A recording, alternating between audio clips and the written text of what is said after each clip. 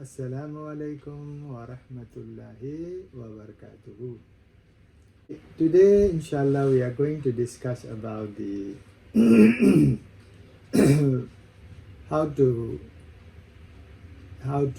create khushu in the salah, and also there are two parts. One part is before salah, and another part is within the salah. During the salah, how are you going to create or produce the khushu in our mind and in our heart. So today discussion will be very interesting, and it is something like related to our developments of our spiritualities, and also our mindset should be used properly to produce khushu in the remembrance of Allah subhanahu wa ta'ala. So it will be a very interesting parts of our lecture today, and you can take note of the lecture, and everyone should have your respective lecture notes, and it will help you to understand about the topic very well. So the title which I want to say is how to improve the performance of prayer with khushu in today's world. Today's world, we have so many things, right? And so many things to ponder things, and also the activities, daily activities in our life is too much. So sometimes we cannot concentrate on important matter, and sometimes we have to focus on something which is in fact not necessarily important, but we are we are attracted and we are distracted into the wrong path, where we waste our valuable time. So we have to be very careful about this, right? So therefore, particularly when you are going to pray, is make sure that you are praying. You are praying is mean that you are giving your full concentration towards Allah subhanahu wa ta'ala. So it means that you and your Allah have a very clear connections. That connection has to be strengthened, and that connection has to be made more stronger, so that you are sunk in the worshipping of Allah subhanahu wa ta'ala, and also you are really towards or in the pleasure of Allah, in the will of Allah subhanahu wa ta'ala. So when we talk about the khushu during the salah, it means khushu is something that you are too much focused, interested in the remembrance of Allah with full homage, respect, and with high regards towards Allah subhanahu wa ta'ala. So giving khushu towards Allah is sometimes it's not really very easy. So you need to make yourself ready to sacrifice yourself, sacrifice your time, leaving apart everything behind, and concentrate your prayer in the presence of Allah subhanahu wa ta'ala. This is the most important point we should know about this. So it means that it is now I'm bringing you into the salah, right? Salah means our namaz or our prayer. So it means that khushu means is the presence of heart during the act of ibadah. Salah is a sort of ibadah. When you do ibadah, your heart is in the ibadah. So act of the salah, the entire salah start from Allahu Akbar until you give the salah.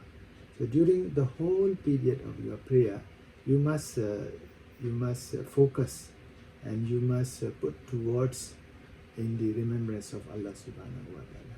So it means that your heart is fully occupied. Your heart is fully occupied in the act of the prayer. What you are talking, what you are saying, what you are listening. If you are praying alone, that is what you do it. And if you are praying,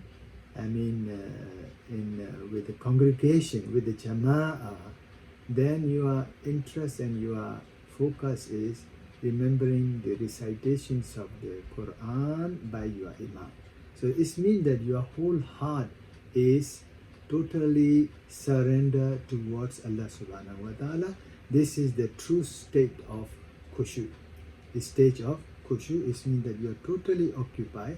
And also remember, if you do so, your salat become very much successful. And also the Khushu, it's the essential part of your prayer. And then you must realize about this one. Okay, and also make sure that the Khushu make you, in terms of, it is a vital factor. It make a person successful in his life as well as in hereafter. Okay, deen and dunya. Okay, the dunya and akhirah. So if you always pray salah with khushu, it means that you are liked by Allah subhanahu wa ta'ala, and Allah will reward you whatever you want to do. It is also a contributing factor. Contributing factor that your salah is accepted. Because you see, most of us all the time fear, and we are afraid that our salah can be accepted or not. So if that is the case, remember, your salah is only accepted when you put full khushu. It means full heart in the remembrance of Allah subhanahu wa ta'ala. And also, number 3 point is that the khushu, having khushu in your salah, it is the act that you can get the reward from Allah subhanahu wa ta'ala. Is very easy.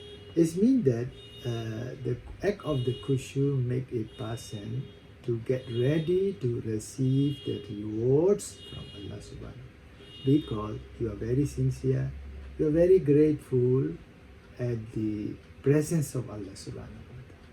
You see, this is the importance of the khushu. And also remember, without khushu, your salah cannot be accepted, because without khushu, your heart cannot be purified. So that is the connection, remember. Acceptance is totally purify the status of the purification of your heart.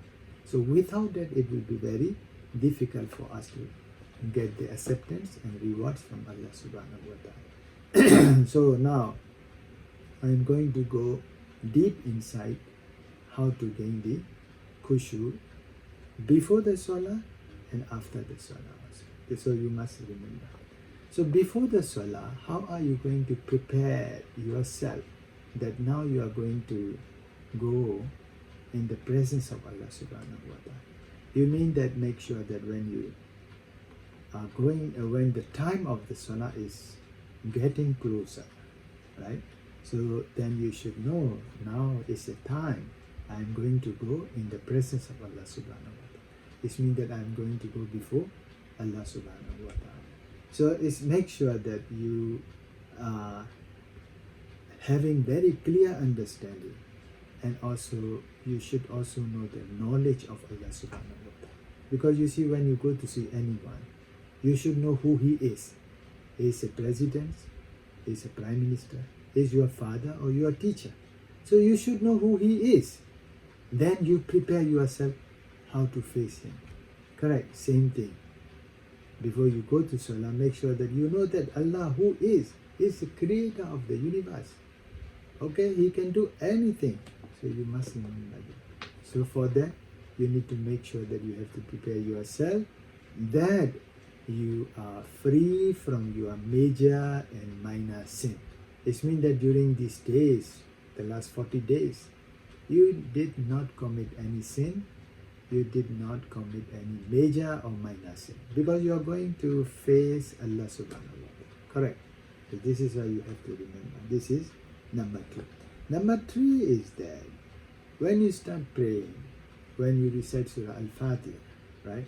Alhamdulillahi Rabbil Alameen, Ar-Rahmanir Rahim, Maliki Yawmiddin, Iyyaka na'budu wa iyyaka nasta'in, Ihdina as-siratal mustaqim. Something like this. When you are going to read that, it must be very slowly, consistently, and very peacefully, so that your voice itself satisfy you. the voice make you peaceful. You see, when you do your recitation, okay, with a beautiful voice, the way it makes you happy, it also make Allah accept your prayer. So this is why, to gain the khushu, number 3 point before the salah is that you have to make sure that you need to recite your prayer in a very beautiful melody. Melody is something music, right?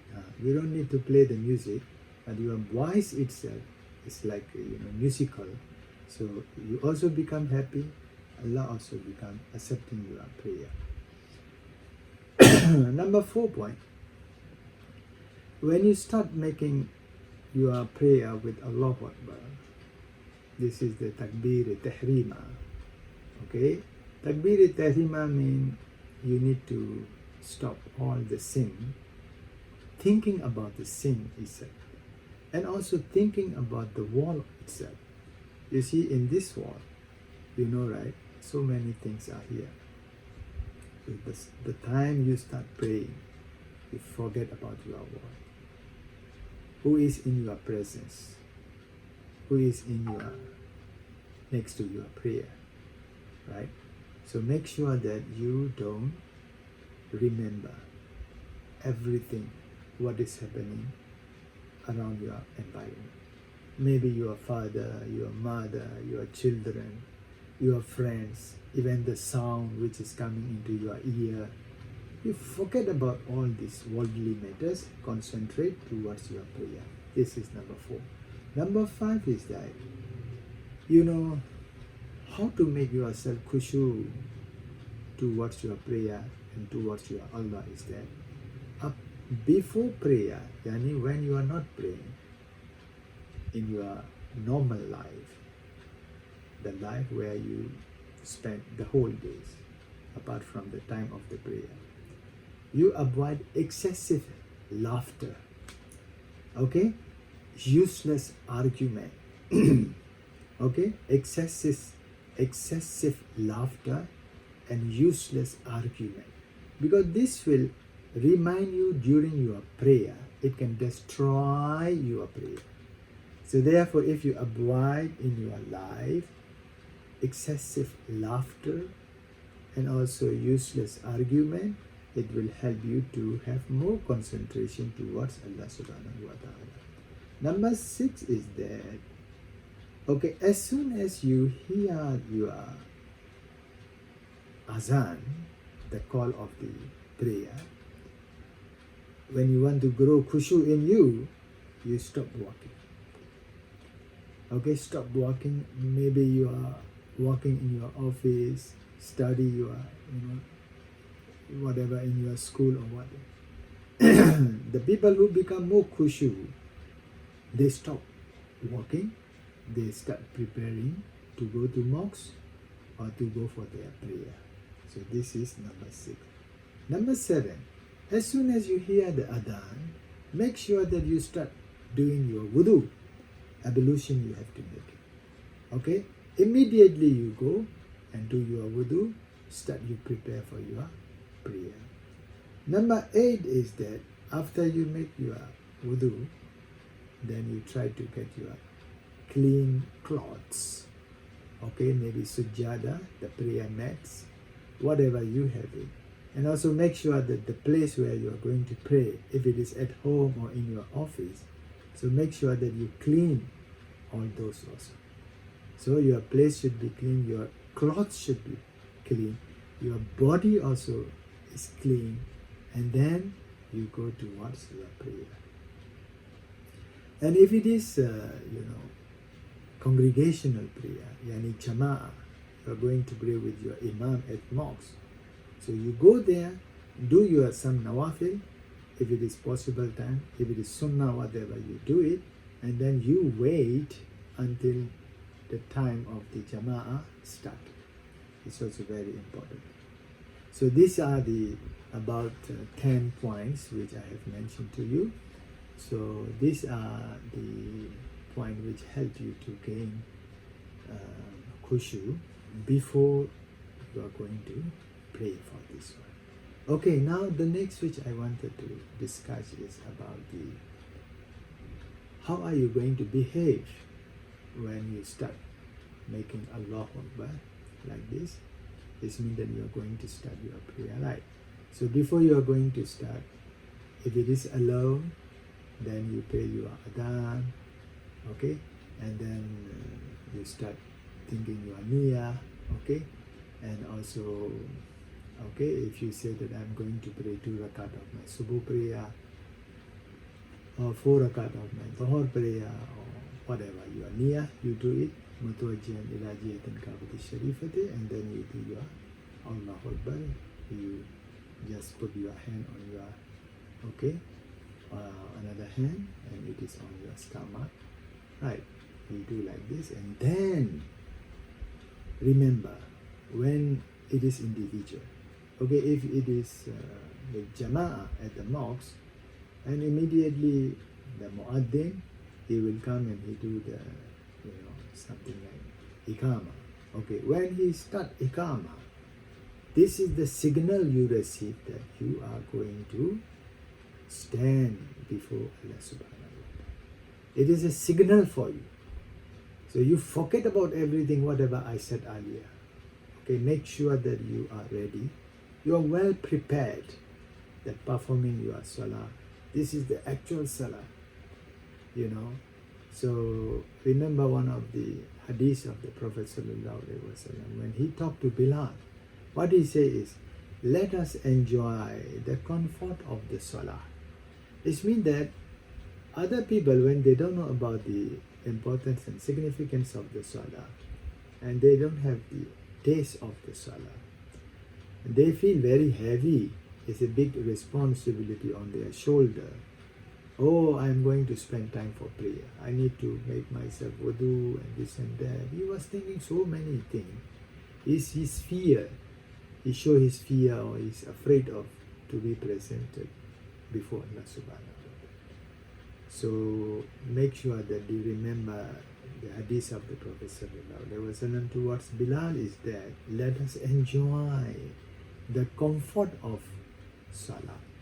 It means that when you say Allahu Akbar until you finish the Assalamu alaikum. So throughout the period of the salah is something very peaceful moment.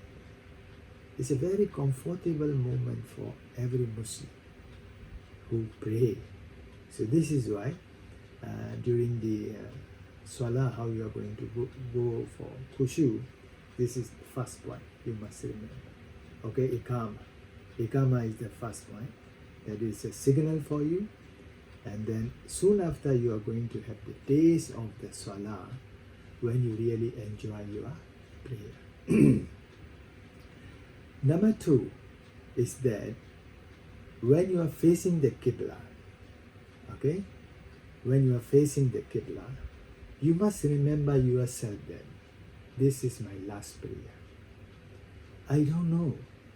I could have another time for my prayer. After this prayer or during this prayer, I may be alive or not, I am not sure. I may die because anytime the angel of the dead, Israel, is chasing towards everyone who are going to finish their life. So he is the one who is going to catch the life of everyone. So, you don't know. Same to me also. Same to everyone. No one knows when they are going to die. So therefore, second point is, when you are facing towards the Qibla, assume yourself that this is the end of my last salat for me. So you have to. Then what happened? When you know that this is the last salat for you, you become more khushu. It means you become more concentrated, and your heart is totally in the presence of Allah, and also you become more excited that, oh, this is my last prayer. Okay, now I must make sure that I have to do my salah completely, comfortably, successfully. So you feel like this. So this is number 2 point. Number 3 point is that don't also forget to recite before this, or during the prayer, ta'awuz, qul a'udhu bi rabbin nas, qul a'udhu bi rabbil falaq. These two you remember, because you see, either you are reading alone, you recite. If the imam is reading, you also save yourself from the disturbance of the shaitan, right? And when you are during the prayer, shaitan will bring so many dangerous thought, okay, shameful thought in your mind.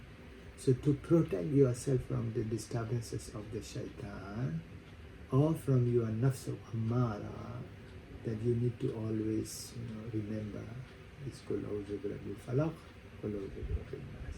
This means that Allah